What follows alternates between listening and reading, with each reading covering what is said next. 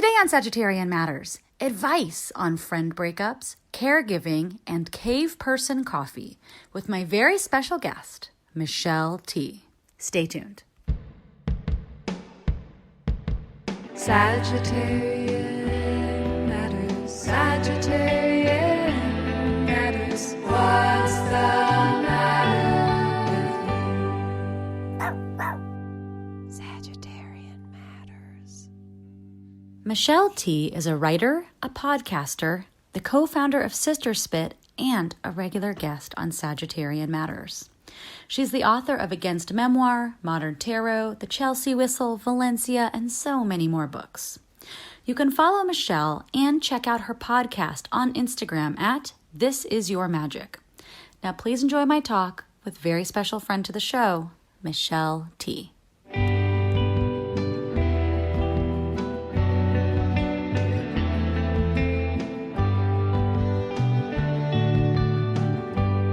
Michelle, the first thing we have to talk about is people send me things to taste on the podcast. You're so lucky. I feel, it's a blessing and a curse because it's always weird things that people send me to taste on the podcast. Right. But today I did feel blessed, #blessed, to get a case of Paleo Verde coffee like a Caveperson, sparkling green coffee with lemon and ginger. Now, I gave you some of this. Yeah, you did. Homework to try. Uh-huh.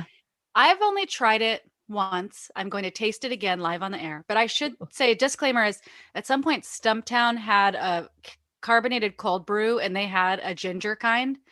It was short-lived. Nobody liked it but me. So it was always on sale. And I really enjoyed a carbonated coffee with ginger. I'll just say. People thought it was an abomination. I said, give me the rest. I'll drink the rest of yours. So I am predisposed to want to like this. I mean, I think I might be a little predisposed also. Once there's a coffee shop in Glendale that had this iced espresso beverage, and it was like iced espresso with like pineapple and lime, which it sounded so fucked up. I had to try it and it was amazing. It was really yummy. And there's a really cute little coffee shop near where I used to live in San Francisco called Andytown. And their signature drink is this thing called the Snowy Plover. And it's espresso with iced seltzer and then like whipped cream on top of it. And I can take or leave the whipped cream, but a carbonated coffee it's refreshing. Is the place in Glendale, do they still have that pineapple? Because of COVID, I haven't really been by there. I hope that they do. I felt maybe like it was like a seasonal offering. Mm-hmm. So maybe now that it's getting warm and things are opening up, I should go back by there. We should go back by there. I'll go there with cool. you. Yeah. Okay, so I'm going to crack this. Crack it. Paleo Verde. I'm going to drink a great sound. Coffee like a cave person. It's nice of them to not gender cave. I would just say coffee like a caveman, Right. I could see myself in that. I don't need them to. You identify as caveman. Yeah, I don't. Yeah. I don't need them to. I mean, that's nice of them, though. Okay, I'm going to try it, the taste. I don't completely understand the taste. I thought it was really interesting. Like, okay, first of all, I thought it was very clever that they call it Paleo Verde. Mm-hmm. Because it's green coffee. It's like the whole concept of it is that like the coffee is not roasted. That's what makes it paleo, right? Like paleo foods, like Caveperson food is never cooked or something, or rudimentary, like just cooked in like the most basic way over a fire. Yeah, that could only happen if like lightning strikes something nearby you. You're allowed to cook on top of that fire. I think I found it very refreshing. Now, I mean, something about me is that I'm always in a state of dehydration. I don't like water. I don't like water. I try to trick myself into drinking seltzer, and I can crack open a LaCroix and like basically get through half a can usually.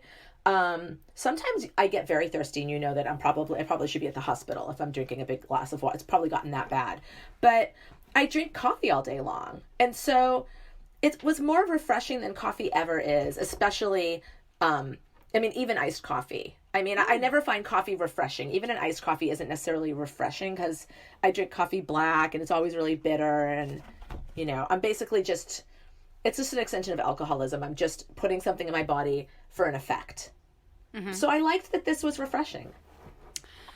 I've never tried green coffee before. I do want to read the poem from the back. There's a poem? How did This I miss also that? came with a zine. Unfortunately, I don't have the zine with me.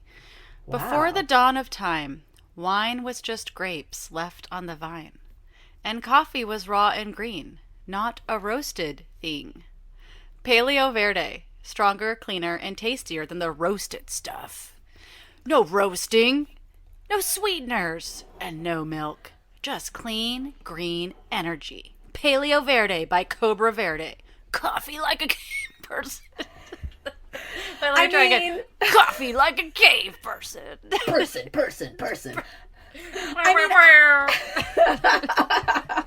I feel like it actually is, it really feels in line with a lifestyle that I adopted about 3 days ago. So this actually really syncs up good for me. Like, I just had a reckoning that I just have been eating nothing but snacks and trash for like a year and barely moving my body. So I'm just trying to like clean it up a little bit. So it really like, it's very in sync with my 3-day-old lifestyle. I liked the lemony gingery vibe. I found it very bright.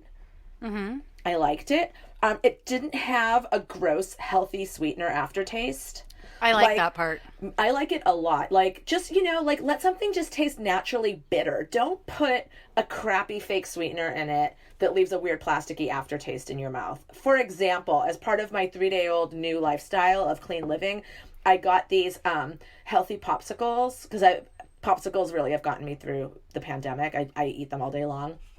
That's probably how I'm getting hydrated, actually. So I got these ones. I can't remember what they're called. But there's like 75% less sugar, and I got like strawberry chia, and it's like, I was like, oh cool, and I don't know, it's like stevia in it or something, and it just tastes like trash. It's like iced trash on a stick. I don't want stevia in anything. Me I don't neither. need it in anything. Yeah. And so the ingredients of this are just concentrate or carbonated water, fair trade certified green coffee extract, lemon juice concentrate, and ginger juice. I like those things. Yeah. Now, I want to know, I also feel like it's refreshing. I don't mind the taste. The taste doesn't remind me of coffee in any way necessarily. Like, I get that it's coffee's cousin, but it doesn't taste like the coffee I know and love. Yeah. I did not drink this yesterday because I've tried it one time and I felt the caffeine was weird to me. Yes, same. Okay, so I had it yesterday afternoon. At the point I'd had it, I'd already had 2 cups of French press coffee early in the morning, followed by an iced Phil's coffee mojito that I enjoyed with you, Nicole J. George's. So I'd already had a fair amount of caffeine, and I drank it in a car on my way to pick up a table I found on Craigslist. Oh, yeah. And I thought, this is great. It'll make me strong and energized to like lift heavy pieces of furniture. And I was drinking it, and I was like, oh, this tastes a lot better than Red Bull. Red Bull's usually my go-to caffeine can. If I need a can of caffeine, I go to sugar-free Red Bull. It tasted way better than that. And I felt like I was looking on my phone. I was talking to my boyfriend, who also has his own review of this drink, if you're interested. I took notes. I'm curious. But I was like looking at a calendar being like, oh, we're going to go on this trip together. Here are the dates I've planned. And suddenly I just felt like a crazy tweaker. Like the dates were scrambling themselves before my eyes or something. And I felt like all of a sudden I was like, oh my God, I feel crazy right now. I think I have to stop talking. It was weird. It came on suddenly and it was kind of tweaky, but it wasn't like, when you get caffeine poisoning and you want to die and you want to pull your skin off your body. It wasn't like that. It was a cleaner way of feeling scrambled. I felt like it didn't give me the sharpness that I feel when I drink when I drink like a cold brew. Like if I have something important to do, like I'm teaching or giving a talk and I drink a cold brew, I feel mentally sharp and like ready to go, and I have so many ideas. And this made me feel less sharp. It was more like something coming in from the sides. Yes, that's such a good way to put it. It wasn't like the full body coffee caffeine experience. No, it was like mental or something. So I felt actually afraid to drink. Like this morning, I was like, well, maybe I'll drink it as my morning coffee before the podcast. And I was like, I don't think I can afford to. Well, I just was like, my brain is used to caffeine in a certain way, and this is Yeah. giving me caffeine in a different way. Totally. I mean, as a total caffeine addict, don't you find, I mean, perhaps you found yourself, you know, in a European country or something, forced to drink like espresso in the morning instead of, you know, like a French press? And doesn't even that shift in caffeine make you feel a little addled? Yes. But I have found when I'm in those situations, the espresso flows so freely Yes. that, You just keep drinking it. yeah.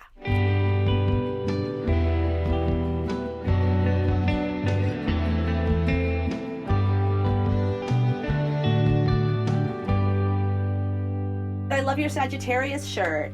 Oh, thank you. I wore it special for this. It's Oh. from Psychic Sister. I have the Aquarius one, and I love it very much. I also have the Capricorn one, which is controversial in our house because I live with a sun sign Capricorn who doesn't completely believe that I get to claim as much Capricorn as I do. So she thinks you're like the Rachel Dolezal of the Zodiac. She does think I'm the Rachel Dolezal. She thinks you're a poser. She does. But there's, you know, there's a way of thinking about astrology that like you are what the biggest influence in your chart is, and there's a way of thinking about sun sign astrology as sort of like Western and patriarchal, and like the sun is just one of many influences in your chart, and it is a strong one, but it can be also overpowered by other influences. Think of all those people that are like, you know, I'm a Cancer, but I don't seem anything like a Cancer. And it's like, yeah, bitch, because you got everything in Gemini. It's very easy if people are looking for their charts to just go to astro.com, Yeah. put in all your info, put in all your crush's info, whatever you want to do. To me, I think that sometimes it will curse a relationship.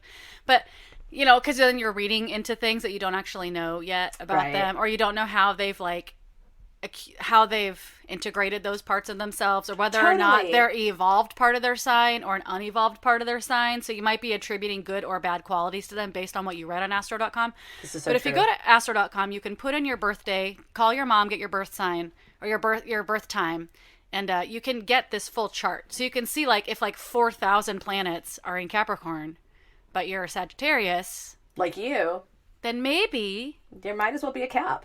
it may as well be a Cap. Listen, I went lipstick shopping with you yesterday, and you do not lipstick shop like a Sagittarius. Tell me more. I What feel would a like Sagittarius? I feel like I have majority Sagittarius influences in my chart, and I feel like I lipstick shop like a Sagittarius. Something bright catches my eye, and I grab it, and I'm done. But you were just like, your hands were fully striped with various shades of rose. Like you were really inspecting, testing out, thinking hard about, because you knew what you wanted, and you were looking for it. And it was serious, and you put a lot of work into it, and you emerged with some fantastic lipstick. You look great. Thank Yeah. you very much. It looks excellent. I put on lipstick and eyebrows for you 3 minutes before I started the Zoom, just for your benefit. Thank you so much. I'm sorry I don't have makeup on. I just had to walk my child to school. Well, you look incredible for people who It's- can't see. You're It's wearing just my ring light. your leopard turtleneck with your necklaces Ha! and your wonderful haircut and your Thank ring you. light. You know what I realized the other day? I was wearing a turtleneck and my bangs were really greasy. And I felt like, I was like, oh, who do I look like right now? And I was like, oh my God, I look like Shelley Duvall in The Shining. Like greasy hair. I think I looked a little like weathered, like maybe it had been a hard day as a parent. And I was wearing a turtleneck and I was like, I just look like my husband's going to put an axe through the wall at me. What an honor. Thank you. I felt like good that I even recognized it, you know?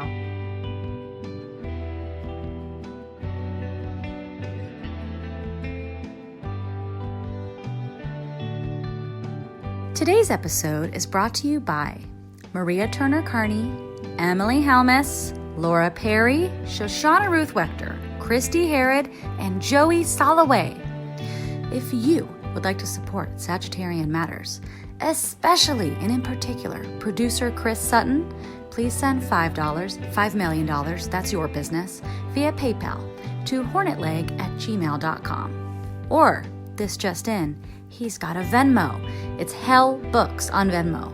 HE double hockey sticks books. Thank you for your support, and we look forward to saying your name on the podcast. Producer Ponyo looks forward to it too. Don't be scared. That's just Ponyo's normal speaking voice.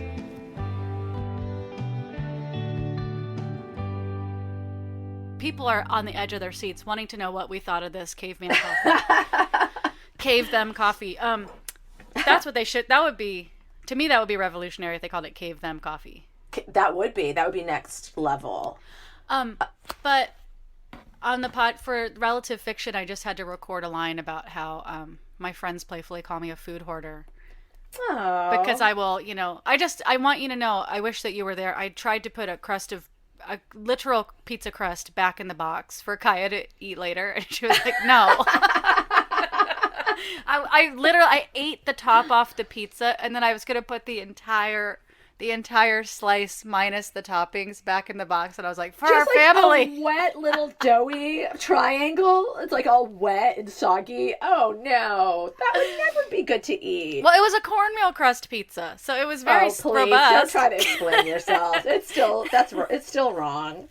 But I said for our family. And she was like, I don't want that. What's the matter with you? She's like, go back to your crib.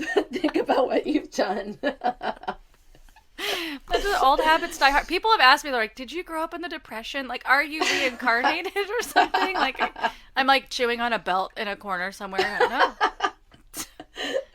Totally Oh my fine. gosh. I think we've talked before on Sagittarian Matters about how you would always claim your one little seat in the Sister Spit van, and it would become your like rabbit warren of just like all your little things, your little hoodie, and then your little bandana would be shoved in the seat that you would cover your eyes with to take your regular nap in the van that you would regularly take. And then under your seat were like just like food cartons with just like whatever your leftovers were. And it did turn against you at some point, as we all knew it would. You did eventually get food poisoning in New York City. Well, that Remember? was from a vegan restaurant in New York City with a very low health score. Oh, I had been warned. Okay. So that was I had been warned by a friend. Joke's on me. Well, I had good been for warned you. by a friend, I mean, don't go to this place. And I was like, oh, give me a break. And I, a month into tour, 3 weeks into tour, you're looking for something good. And so I just got like so much vegan mac and cheese and a milkshake and vegan fried chicken and all this stuff. And then I hurled so hard. And then friend to the show, Katie Davidson, ate my leftovers, disbelieving Why that did the you reason have leftovers? Well, they were in the fridge because I had gotten home from the restaurant, put them in the fridge, and then got okay. sick. Katie Okay. ate the leftovers, disbelieving that I was barfing from the food. And then, you know what happened a day later? Barf. Oh, God. This is terrible. Thankfully, not that many illnesses have happened on tour. Knock on wood. What a terrible place to be. I mean, some have actually, but that's another podcast. Okay. Anyway, what? I found that Paleo Verde left me ultimately with some dry mouth that I didn't appreciate. Do you give it a thumbs up or a thumbs down or a thumbs side? I think I give it a thumbs side. I feel neutral about it. I don't think it's a bad product by any means. There's a lot about it that I was intrigued by and enjoyed. I could imagine being in some weird situation at some point and finding it in like a 7-Eleven and being like, oh, that guy, maybe I'll grab it. But I don't know, because I really, I have studied the effects of Red Bull on my system. So I now got it down. I know what kind of Red Bull affects me in what way. And so it's so tried and true with Red Bull. I think I would maybe go with the Red Bull. And it certainly, I can't imagine it replacing coffee itself. It's more like it would replace an energy drink. That's my thought on it. I could study it more, I guess, because I do have a case of it. Yeah, you got a lot of time. I got plenty of time, but I don't trust it. It's the caffeine element. The taste, wonderful. I would be happy to drink the flavor of this. I wish the caffeine hit me in a way I'm used to. I understand that maybe that's not the reason for the season. And so the people who make this are listening and they're like, you did it. You missed the whole point. Yeah, no, we might be missing the entire point. We're missing the entire point of green coffee, I think. I mean, here's the other thing. It's I'm kind of a trash can. I often feel maybe the more subtle energies of life and of like the more subtle offerings of like the body, mind, spirit world, just like I can't feel them. Like I need to be clobbered. Like a cave person. Like a true cave person. I need to be clobbered with like charred and oily coffee beans that get run through like an old plastic Mr. Coffee, which is what I'm drinking right now. So yeah, I think that maybe like for some little sprite, some little Venice Beach yoga sprite who like doesn't eat food very often and just like dabbles in matcha, like maybe that this would be like a great intro to coffee for them. Mm-hmm. Or somebody who's trying to wean themselves off of coffee or do something like clean and green and yeah. So I'm exactly. giving it a confused thumb. My thumb is confused also. You know whose thumb was not confused was my boyfriend TJ Payne. He said that it tasted like specialty healthy sparkling water. Oh. And that it had the aftertaste of very, very watered down iced coffee. It's worth mentioning he is a connoisseur of iced coffee. Okay. He's a big coffee head as well, and he really likes black iced coffee. So he says, how did he feel about the effects?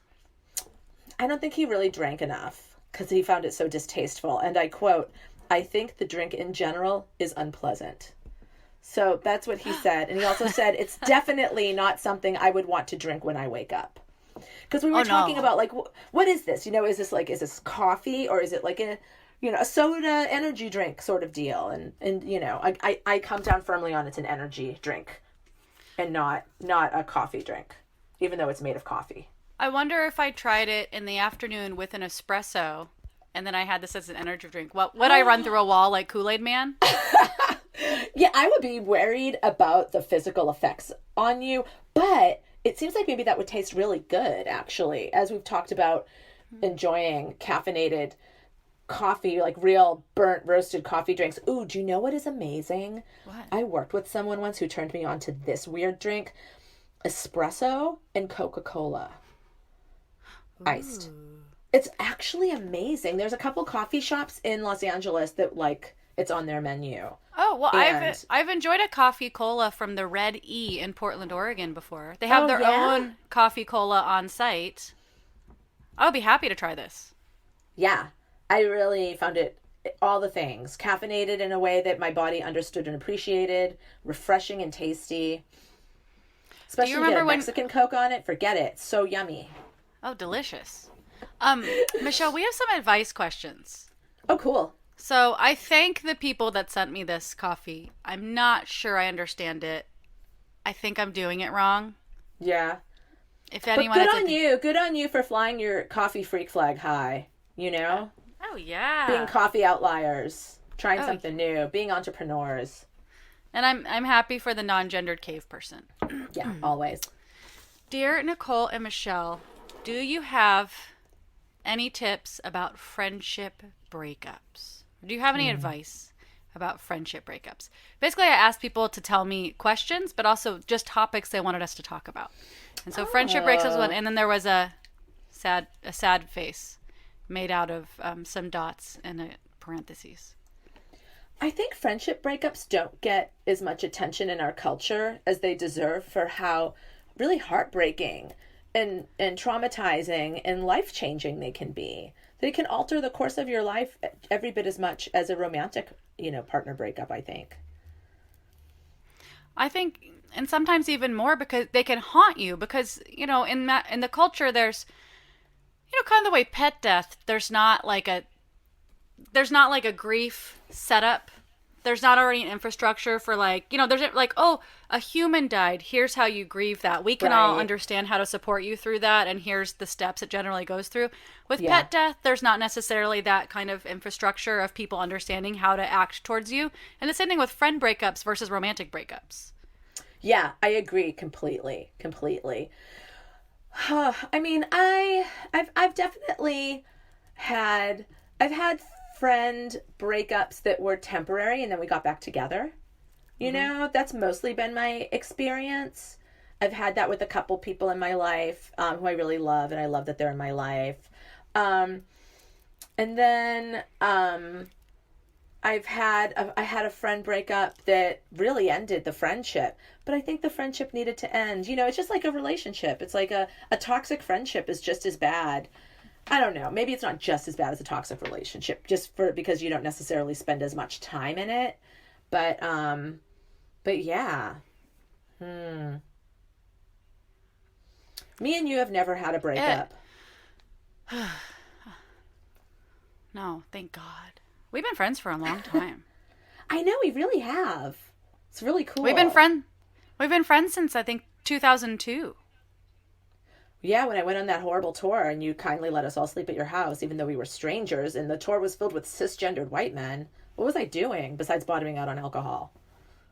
I don't know, but I remember I literally was like, well, there's plenty of space at my house, and I meant floor space next to a ferret cage. You did.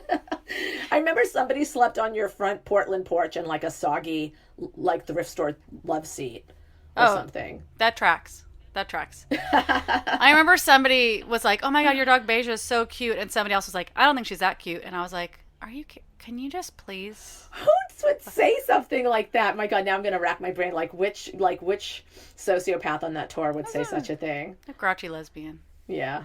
Oh my God. Friend breakups, I don't know what to say, except, you know, I guess sometimes there's somebody who's not a fit anymore. And so then like you're understanding like, okay, maybe we're just not meant to be friends anymore. And it's okay for relationships to have a life cycle. It doesn't mean anyone failed.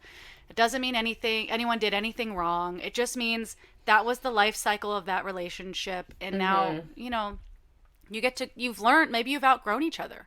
Yeah. Maybe that person doesn't give you what you need or, you know, whatever. And so then that's for the best. But that's different than the kind of like, oh, we had a fight sort of thing, where then maybe there's an opportunity later, and you know, nothing needs to happen in a rush. There's no rush. Maybe there's the time later after some healing or reflection or something to see if you want to approach it again. That's really true. I mean, like, you know, I had one friend falling out that, oh gosh, maybe it lasted like a year or something. This is like one of my closest friends, you know? And it just was like, I feel, when I think about it, I'm just like, we just needed space from each other. I feel like sometimes even like beautiful friendships, like I feel like we both, our situation was we both sort of experienced devastating breakups at the same time. And I think it became a little bit of like a misery loves company, folie à deux sort of like, you know, toxic exchange instead of like a healthy friendship. And now I feel like we have a very healthy friendship and we're maybe both in a healthier place. Oh, I like that. Yeah, I like it too. It's a happy ending for sure. I mean, it's also like, and I know different people, I should just say this, like, people burn bridges in different ways. I try not to burn it down as I'm walking out the door of anything, if I can.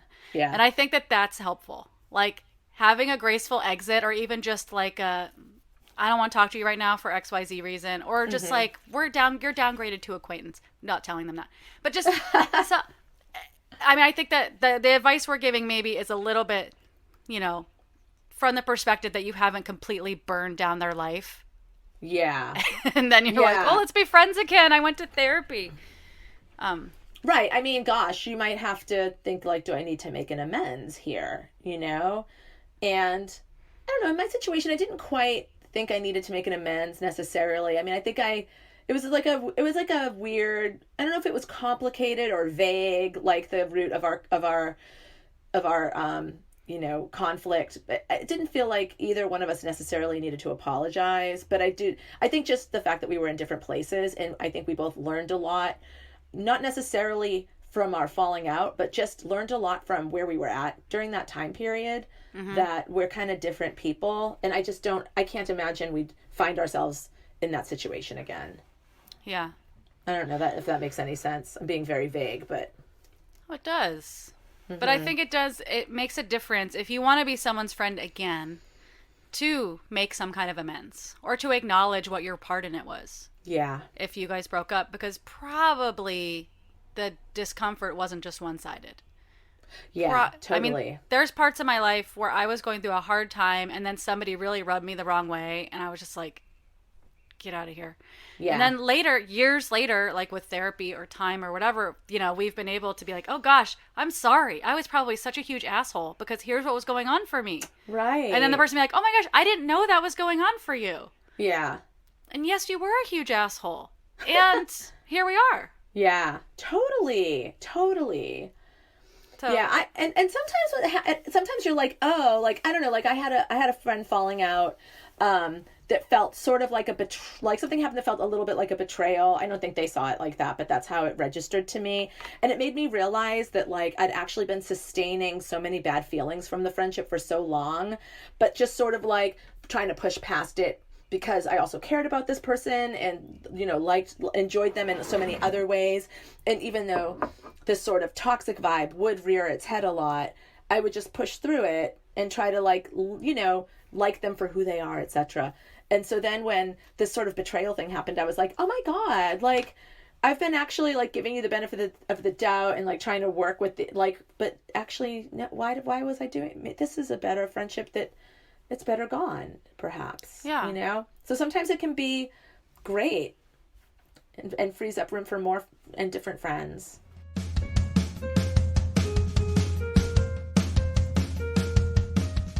The world is waiting for you. And it's a gay-mazing world. I'm Karen Tongson. And I'm Nicole J. Georges. And we're the hosts of The Gay-Mazing Race, a new limited series podcast about the amazing race, your favorite reality competition show from an LGBTQ point of view. We are going to talk to gay-mazing guests, including Oswald Mendez, Team Guido, the Married Lesbian Ministers, and more. Plus, we will learn behind-the-scenes gossip, trivia, we'll talk about gay villains, the closet, archetypes, processing challenges that we just can't forget, and more. And beyond that, you'll also have a gay-mazing soundtrack scored by the Kaya Wilson. This music has been described as Enya-esque with Druidic energy. So listen to us, The Gay-Mazing Race, wherever you get your podcasts. The Gay-Mazing Race, the Gay-Mazing Race, the Gay-Mazing Race. Dear Nicole and Michelle, how do I get back to focusing on my own projects after months of heavy caregiving? From Caregiving in Calgary. Whoa, that's intense. I mean, the first thing I guess I would do is almost like a purging ritual, like maybe a magical bath.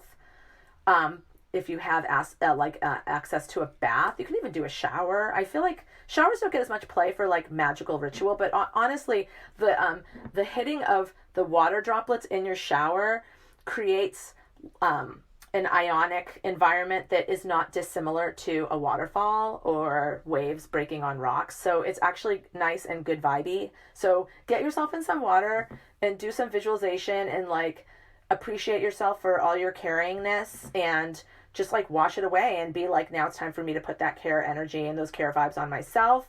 And I'm going to do that by being productive with the projects that are meaningful to me. And hopefully you're no longer in the caregiving experience. Is it behind you? Do you need to wait a couple months and then maybe look back and do a little inventory? Like, should you have had different boundaries? If you are asked to care for people again, as we all do periodically through our lives, how can you structure that differently for yourself so that it's not so self-sacrificing? Because that never really helps anybody. Mm-hmm. Friend to the show, Beth Pickens, who has a new book. Yes, it's so good. Has such a beautiful thing to say at the end of her book, which is basically like the gist, which I'm probably going to injure. It's basically like, your art never leaves you. Things will take you away from your art. Life will get in the way, but your art will always still be there whenever you're willing to access it. I think that is so true. And it does get seasoned by these other non-art things that we do. Even things that are unpleasant or things that we regret or wish we hadn't done. Like, it doesn't matter because it's still experience and it just flavors your take. And that comes through in your art. So I feel like one thing that's really lucky is as a creative person, nothing is lost, Nothing is for nothing. It all goes into that mysterious inspiration pot. Mm-hmm. And if you need something very practical, just decide ahead of time, okay, what 20 minutes tomorrow will I spend on my project? and just set a timer. And it could be before everyone wakes up, or it could be in the middle of the day, whatever. Just like, okay, I'm just going to set a timer for 10 minutes or for 20 minutes and then just see how that goes. I feel like I know a cartoonist, I think it was Gene Yang, who has a bunch of kids and then was a high school teacher. And he worked on his graphic novel 15 minutes every morning before work. And you know what? That's better than nothing. That's better than 0 minutes. Yeah, I mean, that moves you towards a first draft, a shitty first draft that you can then edit. You can't do anything without that shitty first draft. You write 1 page a day, you have more than enough pages for a book at the end of a year, which is a totally adequate amount of time to be spending on a book, writing a book. Yeah, you mean not a month? Not a single month? Do you have anything to say about zines, Michelle? This has been coming up lately. Them. Is there a zine renaissance happening? I think there's a zine renaissance happening. I wonder if people are realizing that their mode of self-expression on the internet is just a capitalist tool from people to make you a consumer who's willing to sell yourself. And so people are maybe relying or like thinking a little bit more about zines as a form of self-expression. It's so great. Like, I feel like zines have always been a reaction against capitalism in a mainstream. And it's really interesting to see the way that like, it maintains that in a totally different sort of capitalist environment. Like, the world is so different now than like in the 90s, you know, when I experienced a zine explosion. But it still serves the same purpose. I think it's important for people to think about, you know, the places where you connect with your friends and express yourself, if it's Instagram or TikTok or whatever. Just remember, that's owned by a corporation. Those people are selling your shit. They want you to come on there to express yourself so then they can sell it. So think about the purest form of expression you can that no one can shut you down for if you violate their codes of ethics. I love zines. Dear really Michelle, zine, yeah. Why do some Sagittarians love bomb and then ghost? They just feel like they get so scared of anyone putting their little claws in them. They fear getting wifed and never being able to love bomb another. They've got so many love bombs in them that they have to move on and toss the next bomb. It's unfortunate for everyone, you know. Eventually, I think the high of love bombing does run its course, and the love bombing Sagittarius will take a long, cold, hard look at themselves for maybe a year or so before they go back out and do it all over again. But yeah, I as a Sagittarian occasional love bomber, I know that the times I have fled, it's been like, oh God, like I can feel that this is going to grow in a direction that I don't want that. And then I run away. Yeah. Ideally, you communicate about it as you get older. But what do you think as a Sagittarian love bomber? I feel lucky to have so much Capricorn weighing me down. Truth. I have Venus in Capricorn too, so I have had some LTRs. Yeah, I have a lot of romantic placements in Capricorn and emotional placements in Capricorn, so I feel a little more grounded by it. But Sagittarians love love. Yeah, the adventure of it.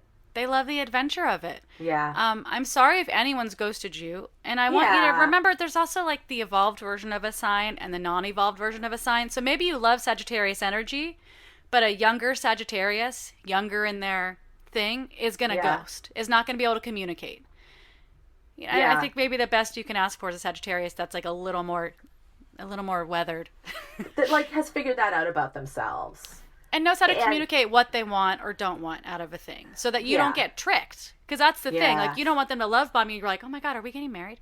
And then they're like, oh, yoink. And they, get out of there. Like, you want a Sagittarius who can say, here's what I'm here for with this situation. Sagittarius needs something exciting in their life. What's exciting in their life? How do they feel like they can get that exciting energy out? And it doesn't necessarily have to be through love addiction. Totally. Like at some point you grow up and you're like, oh, it's on me to make my own fun, Like I can't be looking to like use other people for their electricity. It's like unfair. Yeah, you can Sagittarius who knows how to make their own electricity, who knows how to do their own arrow sharpening. Dear Nicole Michelle, how do I deal with being jealous of people who already got the vaccine? I hate feeling that from Jealous in Jersey. I think that you should listen to the Yoko Ono and Cat Power song. Oh God, what is it called now? Hold on. It's like one of my favorite songs, if not my favorite song in the whole world, but now I can't remember it because I need more coffee. Why don't you talk give your advice while I look for this. How do you deal? You just have to know, wish them the best. Be glad that they're not going to get hospitalized for COVID, because you probably know them and love them and you don't want them to be intubated. And know that it's coming to you. It is coming your way. You are going to get it. Be patient just a little bit longer.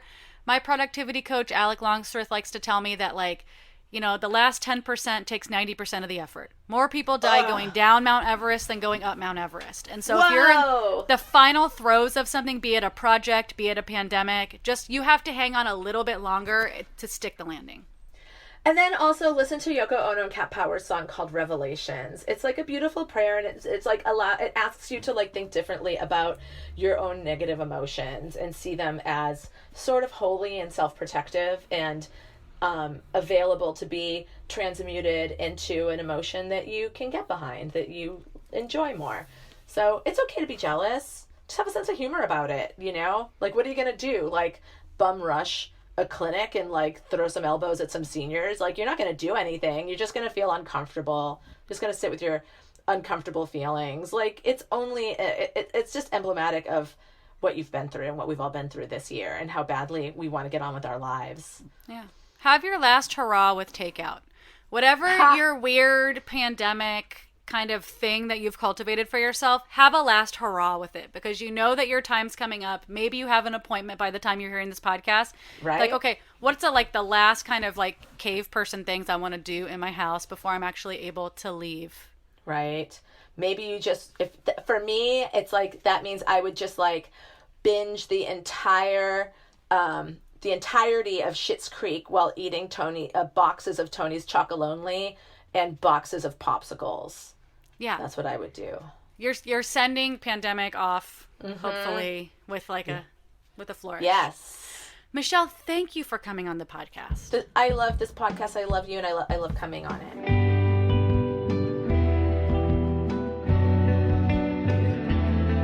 Sagittarian Matters is produced by Chris Sutton, with assistance by Ponyo Georges. Our theme music is composed by Carolyn Pennypacker Riggs of the band Bouquet. Thank you for listening, and I'll see you next time.